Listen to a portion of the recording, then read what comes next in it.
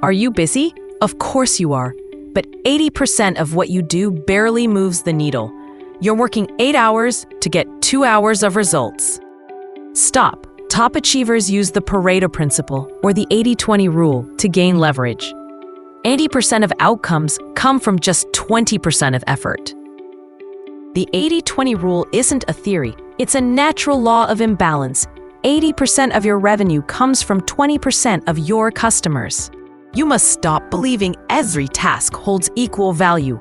Identify and protect the high-impact, high-leverage 20%.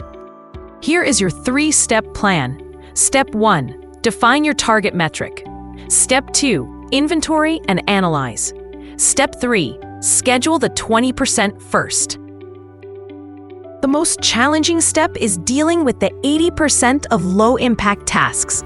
You can eliminate, delegate, or batch them. The 80-20 rule is not about working harder. It's about making your efforts count. What low-impact task will you eliminate today?